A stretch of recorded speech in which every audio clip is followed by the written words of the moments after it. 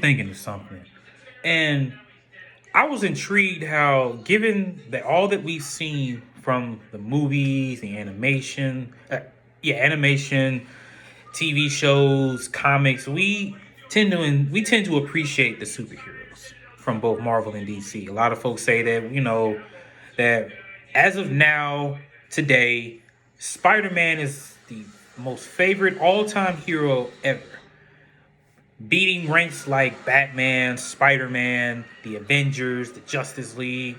Did I say Spider-Man? I meant Superman. I'm sorry.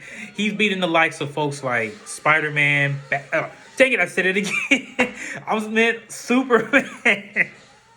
I apologize, guys. What I'm trying to say is Spider-Man is so popular that it outranks heroes like Superman, Batman, the Avengers, Justice League, and you know, I find that a great achievement for a character like that. Given Stan Lee, came up with that character, I intrigue and appreciate all the effort they put into this character. Saying that given how Spider-Man is, he's a character that a lot of people, whether young or old, can relate to, because he pretty much go through an everyday struggle like we normal people today deal with, as far as like trying to get his life together, trying to find a decent job, trying to maintain his relationship with his girlfriend, whether it's Gwen Stacy or Mary Jane Watson, and his aunt May Parker.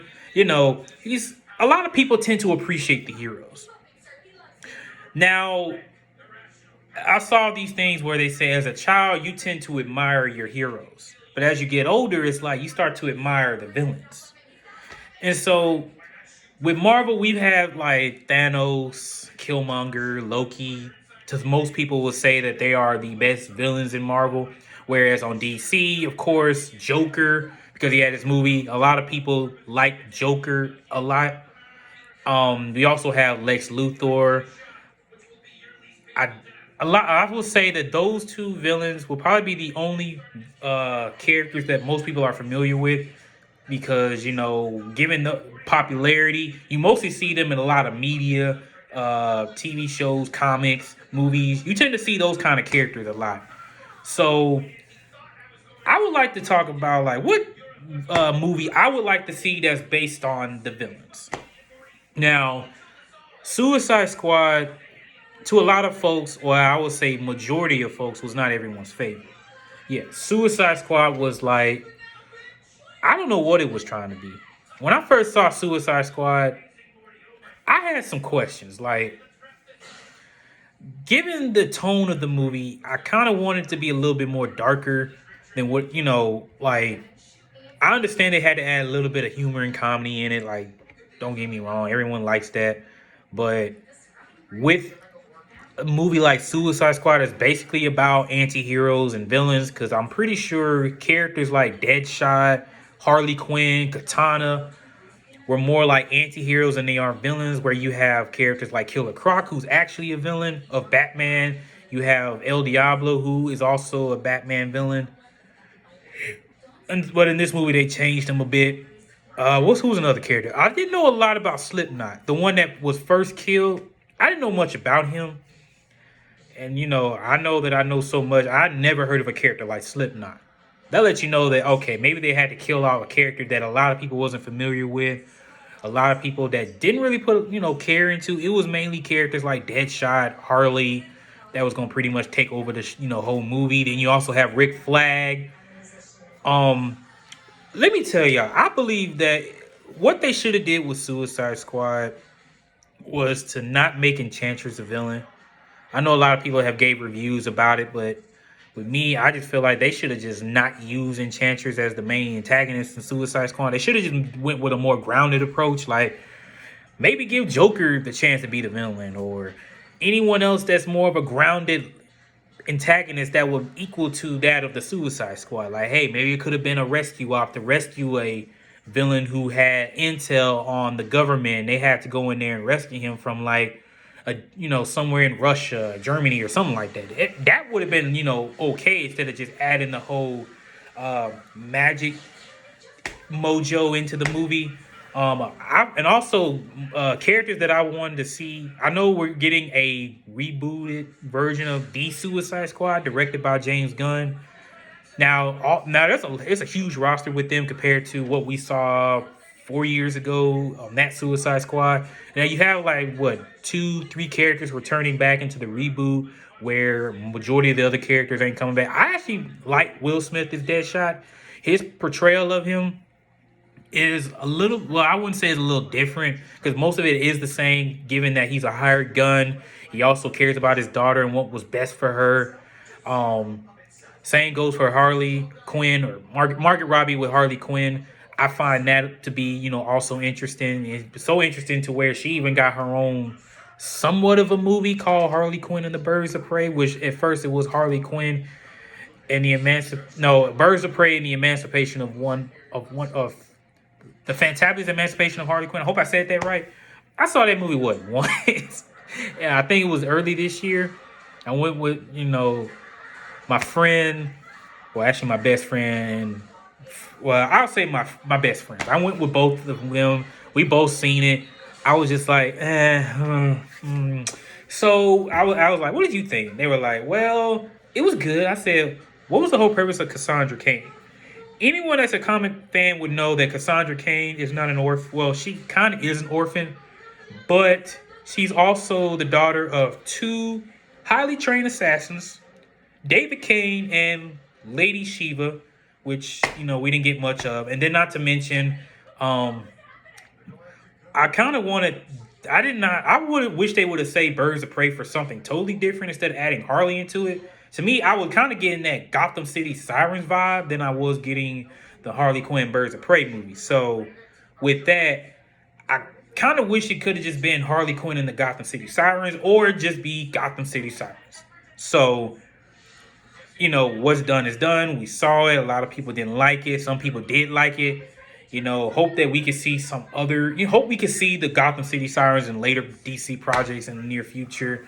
Now I will say a movie that I would want to see that's mainly only about the villains would be the Legion of Doom.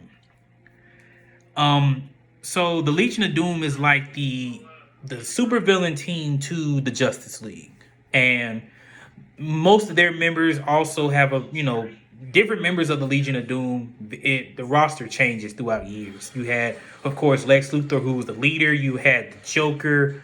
You had Black Adam. You had Sinestro. You had Gorilla Grodd. You had, I believe, Brainiac was in it in the old Justice League, or was it the Super Friends show a long time ago before I was probably even born? Maybe if I was born, I don't know. But you had Brainiac in there, and their headquarters kind of looked like the face of Darth Vader from the Star Wars movies, and their base was located in the New Orleans swamp. That would have been interesting. The reason why I say that is because it could have introduced us to another supervillain team that is also a counterpart to the Justice League that the Legion of Doom could face. And I know we've already, well, I will say for those who are comic book readers, you probably already know that they've already made a comic book called the Forever Evil comic, which had the Legion of Doom go up against the Crime Syndicate. And I actually like that team. As far as a supervillain team, I would say the Crime Syndicate is up here and the Legion of Doom is right here for me. And let me explain to you why. So in this comic book, there, of course, the DC universe is pretty broad. Pretty broad to where you have like what you call the multiverse. If you watch The Flash on the CW, I'm pretty sure that they mostly talked about the multiverse, that is infinite, that there are multiple different Earths with multiple different heroes and villains and characters that aren't as the same as the Earth 1 version of our heroes. So in this comic, and this is something I would want to see in the movie if they can change it up a little bit, the Crime Syndicate is actually what I would say the evil counterparts of the Justice League, like legit evil counterparts. Like, these aren't heroes that went from being good, something bad happened, and they end up becoming bad, like in the Injustice storyline. Or if anyone ever watched the Justice League TV show, where it was a team that was called the Justice Lords, where in that universe, the Justice League They were good, but they became evil because Lex Luthor had ended up killing the Flash,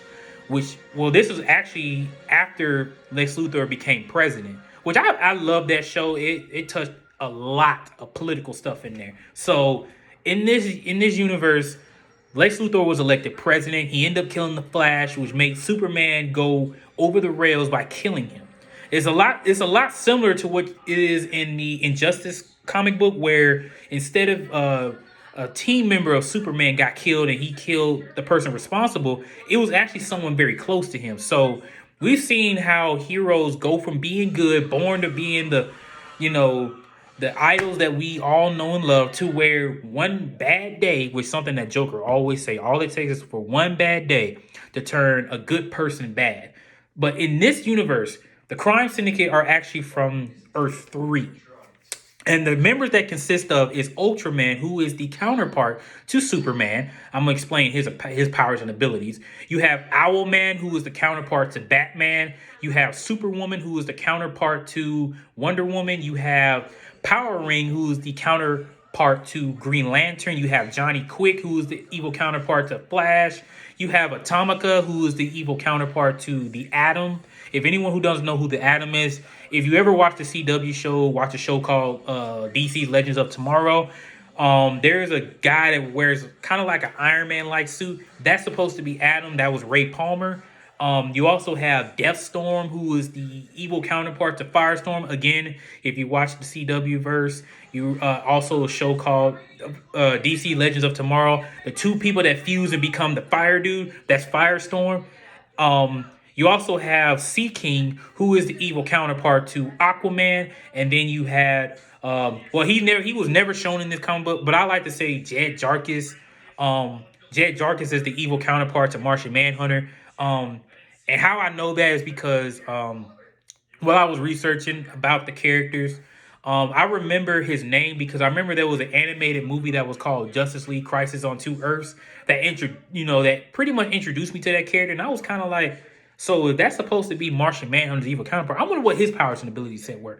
They didn't really touch base on that from my research. Maybe I have to do a little bit more digging, but so far he doesn't really look like a Martian to me. He kind of looks kind of creepy looking, but let me not get off track. What's another character that I'm missing? Oh, Guild is the evil counterpart to Cyborg. And so in this universe, Earth 3 was going to be erased by the antimatter wave given by the Anti-Monitor. For those who've watched, of course, again, the CW verse, if you had watched the 5-episode crossover of Crisis on Infinite Earth, if you know about the Anti-Monitor, you know that he's responsible for wiping out the multiverse.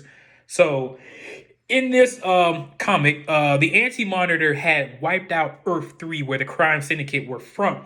So they had to escape. Now, while they escaped, I think the only member that did not make it was Sea King. I believe that he died during their interdimensional travel through a different Earth, had it vaporized him. So, and with this, they were able to take down the Justice League, which left the Earth, or the Earth Prime, free from heroes. Like, they made their stand saying, okay, we got rid of the Justice League. It is our time to take over the Earth. They try to recruit the villains of the Earth to work for them, because to them, they're going to be the ones to rule this planet now, because their old planet got destroyed by the Anti-Monitor, which this whole comic book led to the Dark Side War. But I'm going to talk about that a little later, probably in another video. But so in here, you have Ultraman. Ultraman is the counterpart to Superman. Now, here's a little trick about his abilities. Now, everyone knows that Superman's weakness is kryptonite. His weakness is the kryptonite, but he gets his power from solar radiation, or the sun. Now, with this, Ultraman is a lot different. Ultraman's physiology is different from Superman. Yeah, he's a Kryptonian, but given that he's from a different Earth, his physiology is a lot different from the Kryptonian that we know. So instead of him being weakened by kryptonite, he actually gains strength from kryptonite. Like, this man literally breaks a shard of kryptonite, inhales it like it's drugs, and he just gets, he gets fired up. But the thing is that since he's absorbing the kryptonite radiation, whenever he's next to the yellow sun, it drains him. Like it literally drains him. Which is why during this this era, or not era, during the storyline, he actually you pulled the moon to where he blocked the radiation, like made the whole earth dark. He was so strong that he moved the moon and put it right in front of the sun, so that way he'll never have to get weakened by it. Owlman, on the other hand, now Owlman is not Bruce Wayne. I'll say that Owlman is not Bruce Wayne. In this universe, Bruce Wayne's parents had 2 kids instead of 1. The one child that they had was the eldest son named Thomas Wayne Jr. Now, here's the messed up part. Thomas believed that his parents were so wealthy and rich that he felt like with that money and power, he should rule Gotham. But, of course, he saw them as a weakness. He saw that what's the purpose of having all this power if I can't utilize it? So, one night, instead of a random thug killing him or killing their parents, Thomas Wayne Jr. actually killed his own parents.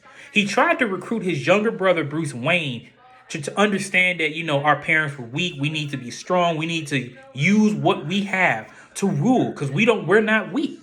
Now, given that no matter what universe it is, Bruce Wayne is always going to be good.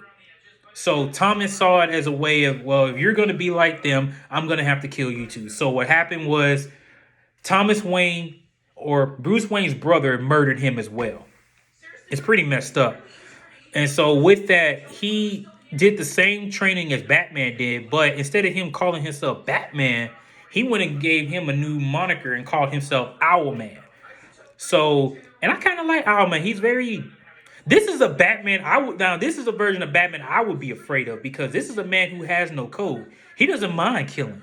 Imagine having a Batman that's trained in all forms of martial arts, has the intellect, the power, the resources, but folks say that Batman has this one rule where he doesn't kill his enemies. Imagine that rule was taken away. That man would be powerful. That man would be unstoppable. Then you have Superwoman, which is not Diana Prince. Superwoman is actually Lois Lane.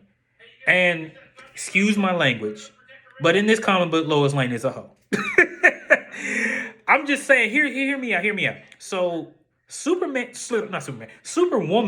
had relationships with Ultraman and Owlman. Like, are you serious? Like, she's just bouncing from one guy to another, and I'm just like, you're dealing with an alien, but you're dealing with a human, but you just hopping from one pipe to another. Like, what? What? You know what? I have more respect for Wonder Woman, because at least she ain't gotta bounce from one pipe to another like Superwoman, which is why she is not that powerful. Now, Power Ring, if anyone who's familiar with Green Lantern, his powers come from willpower, which is pretty much conquering your fears and knowing that you can overcome any obstacle. Where it's kind of different with Power Ring's abilities. The wearer drains the fear out of him, pretty much, which is why he's so wimpy and scary all the time. The Green Lantern ring actually drains the fear out of the host, which is why that version of Green Lantern didn't last long. He was also Hal Jordan. He died. And then you have Johnny Quick, who is he's very cocky. He's like, how Barry Allen's very calm and chill. Johnny Quick is cocky as I don't know what. Like, this man just thinks that he's just the best. Like, oh, I'm Johnny Quick, the fastest man alive. Like, really? Like, and of course, the thing with Johnny Quick is he's also dating Atomica, the little version of Atom. They're actually a couple, so they kind of hang out all the time. Deathstorm, I don't really know too much about himself. He pretty much shares the same power set as Firestorm, except this version of Deathstorm, he was able to block out the mental connection of Professor Martin Stein. So he manages to stay in his Firestorm or Deathstorm form without having Martin Stein talk to him in his head. And then Guild is of course the evil counterpart to Cyborg. With Guild, this is the one part that Cyborg was always afraid of. He was afraid that he was going to lose whatever humanity he had left in his robotic form. So in this universe, Guild was able to remove any little humanity of himself and purge himself from it to become a full-fledged machine. So yeah, this is all scary. So This is something that I would kind of want to see in a movie is where we get introduced to like multiverse and then we get to see the crime syndicate. It don't have to be exactly how it was in the comic. It could they could always change it up a little bit, but it would be nice to see how they would be introduced. Like, hey, they know that they're not the only Earth in the multiverse. That they see heroes and they kind of want to battle with them, or go up against the Legion of Doom. So and then this universe, this is where Lex Luthor recruit the Legion of Doom to take down the crime syndicate, and it was very brutal. And it's actually one of my favorite storylines because, again, like I guess as you get older, you tend to like the supervillains, and you get to see their power set. Like one of them, I would say I like Black Adam a lot, even though he's not really considered a full villain. I would consider him like an anti-hero, but again, I do like Black Adam. I semi like Sinestro. I kind of wish we saw more of Captain Cold, because Captain Cold was kind of slick what he did to Johnny Quick. Like this man, this is the universe. Captain Cold didn't have a cold gun. He just used he was able to have cold powers to where he froze Johnny Quick's leg and shattered that ish to where that man can't run no more. I was like, oh my gosh, he just broke the Flash's leg. Not only that, the one thing, there was actually a hero that the crime syndicate actually went up against, and they went up against a character who also happens to be da, da, da, da, da, Lex Luthor. But instead of him calling himself Lex Luthor, he calls himself Alexander Luthor. So here, let me tell you how this happens. So everyone's familiar with Shazam. We all know Shazam because of his movie, which I do like Shazam. He's actually when it comes to DC, I said that Batman and Superman are like top tier. So second favorite would be Martian Manhunter. My third favorite would be Shazam. So with Shazam, we all know his power set. We know what each of the letters stand for Shazam. I hope I said this right. You have the wisdom of Solomon, the speed of Mercury, the power of Zeus, the courage of Achilles, the stamina of Atlas, and shoot, I feel like I'm missing one. It'll come to me. Dang, I used to say this all the time. I guess I got so much going through my head right now. I can only think of just those five. If I'm missing anything, just please leave a comment. I did say the wisdom of Solomon, the speed of Mercury, the strength of Hercules, the stamina of Atlas, the courage of Achilles, and I feel like I'm missing something else. I really feel like I'm missing something else. But if I miss anything, just leave a comment below. So in this universe, instead of Lex Luthor has the powers of Shazam, but instead of calling him Shazam, he's actually called Mazaz. And Mazaz is the backwards name of Shazam. Backwards name.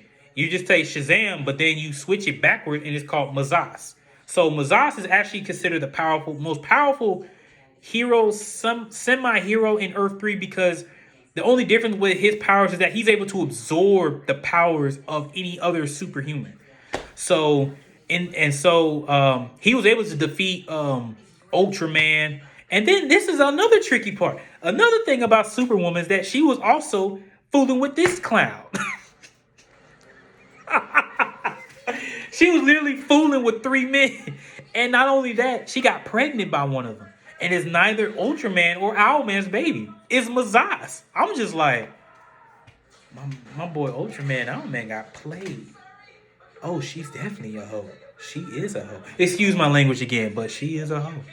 She is definitely a hoe. So Lex Luthor, the normal version, not the Mazaz version, but the normal version, was actually able to defeat him and also kill him. He also killed Atomica by stomping on her, because Atomica had like a shrinking belt, but for some odd reason, her shrinking belt got malfunctioned to where she only stayed in her tiny form. And Lex Luthor saw her and, of course, stepped on her, which I find that very brutal. I was like, dang, Lex. My God. So, and also, they also made an appearance in Lego DC Supervillains. Yes, I did play that. I did play the Lego games. I played Lego Batman 1, 2, and 3. I also played Lego Marvel Superheroes 1 and 2, along with Lego Marvel Avengers.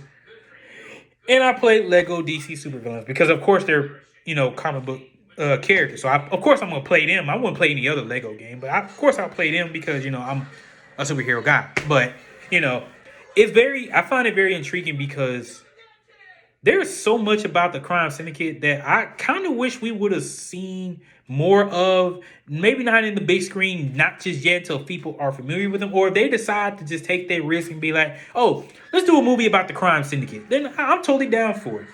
But again, it'd be nice to see like a super villain team, like full fledged super villain team, instead of just like the anti-hero version of certain characters like semi Suicide Squad like. But it would have been nice if we saw like a Legion of Doom movie. Like I actually was pitching that kind of idea to folks. Say, hey, what if instead we get like a Justice League movie? What if we were to get like a Legion of Doom movie, like, or better yet, the Justice League versus Legion of Doom movie, where you see them I would say if they ever were to go this route, I would say do a Justice League movie, like that, and then do like a Legion of Doom movie to where it would lead up to like a clash between the Justice League and the Legion of Doom. That would have been nice. And then with that, then we could have been introduced to like the crime syndicate because, of course, the Justice League had to go off world to go do something, and the crime syndicate saw it as their way to take over Earth. Which, again, I really wish we could have got more recognition for these characters because, again, they're just like the Justice League. They're just the evil versions of them, literally just the evil versions of them. Oh, I also forgot to mention Sea King. Sea King can be very arrogant and impatient. Another difference between him and Aquaman, and of course he also missed his hand and also ended up getting the hook. But of course, Sea King died during the travel to another Earth, so they didn't really touch much on him a lot. But this whole storyline led up to like the Dark Side War, um, which if you haven't read that, I suggest that you do. It's it's a very good book for me. I could still pick that up today and be like, I'm gonna reread it because this kind of reading those kind of stuff kind of give you ideas on how you would want to see the adaptation of this story, implemented into like the big screens or let alone a TV show. And if they ever do like a video game of it, I'm totally down for that. Like hands down, I'm totally in for that. So again, that's something that I would want to see on the big screen is like a supervillain team, just strictly supervillain team. Because we've already got shows like the Harley Quinn show, which that show was, that show is hella funny. Again, like excuse my language, but that show is hella funny because it's not only just off of Harley Quinn, but it's mostly about all the DC characters from villains to heroes. And man, when I say like I didn't think this show was going to, be that good. Like I watched the first episode out and then I was just like, okay, it seemed all right. Then we get to the second episode. I'm like, okay, not bad, not bad. Let me go ahead and watch the third. Get to the third episode. I'm like, all right, you totally got me. All right, let's go ahead and see what this is like. And actually, now that I think about it, we kind of got a show similar to that.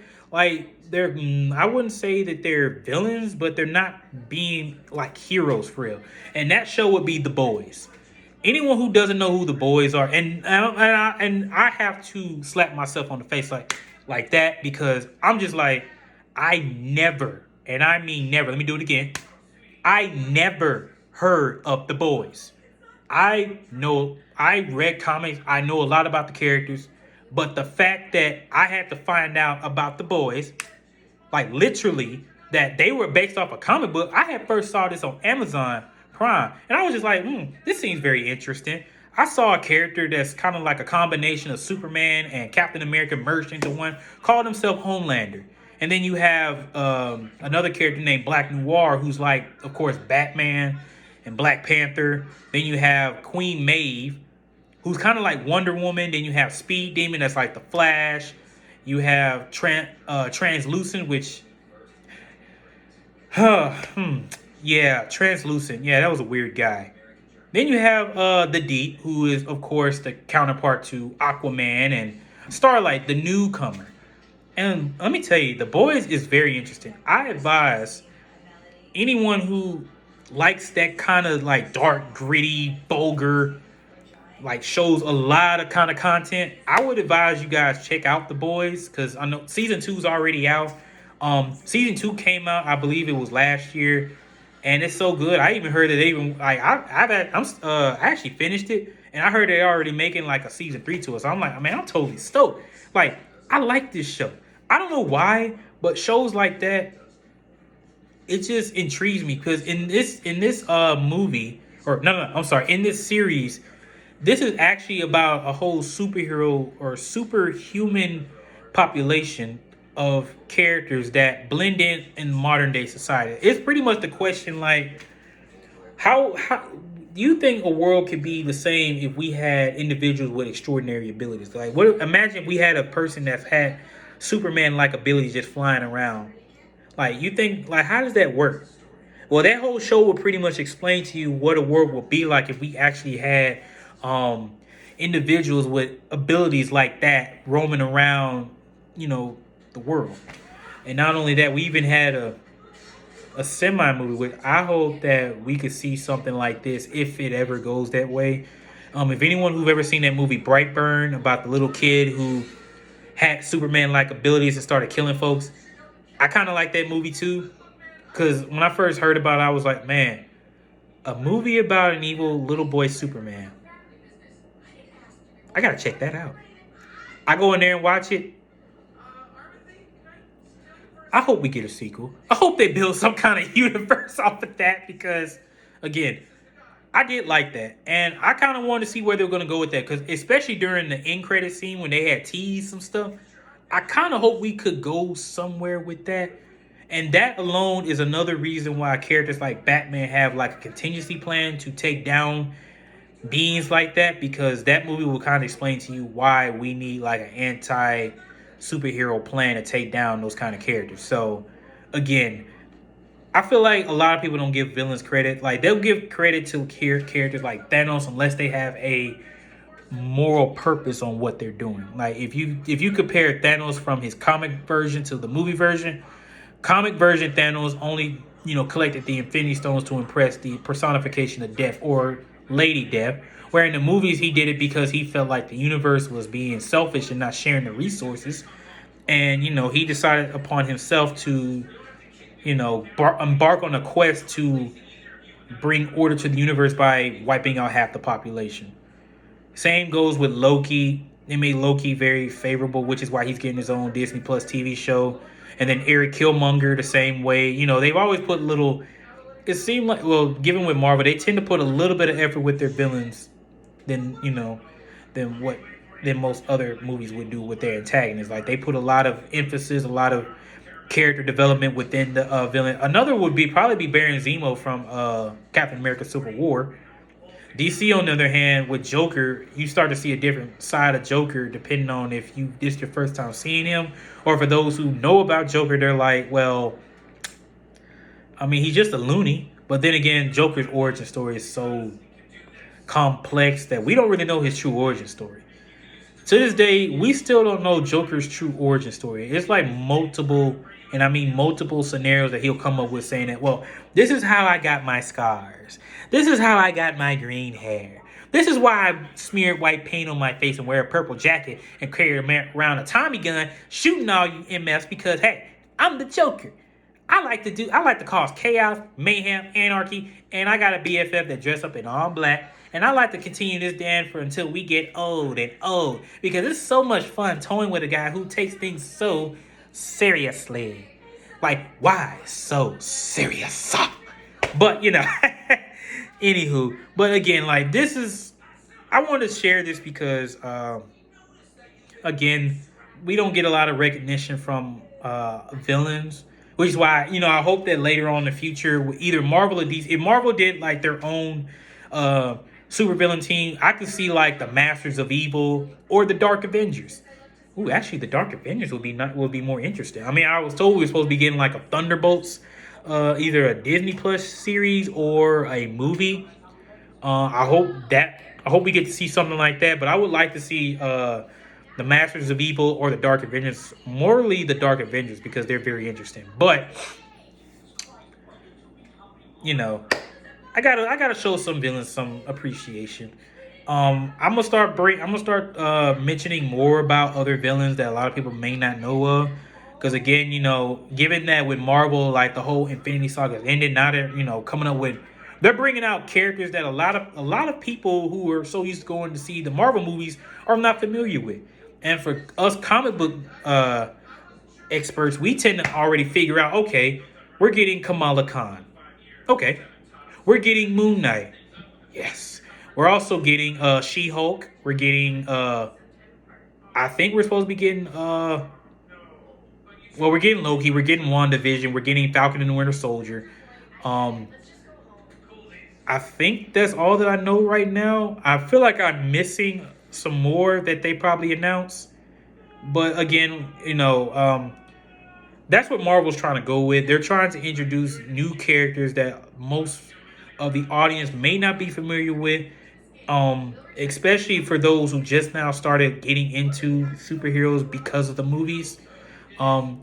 And also with that, they're also going to have it to where the shows and the movies are going to connect. So it's like, if you miss what happened in the TV shows, it's going to have an impact in the movies. So again, yeah. So I'm going to be talking more with y'all about some of the characters. Also wanted to say I hope everyone's doing all right during this pandemic. And I'm really, really, really hoping that all you guys get a PS5, hopefully, because I know what's going on right now. A lot of folks are still trying to get a PS5. Hope that y'all get it, because right now, I'm trying to get Miles Morales, because I want to go ahead and show you guys my experience playing that game, because I do like Spider-Man, and I'm interested in playing Miles Morales right now. So stay posted. I'm going to, post the gameplay of that. So again, I hope you guys enjoyed this video. Leave a like, comment, subscribe to the channel. I'll be able to share more of my knowledge of, characters in the near future. And, I hope y'all have a good day.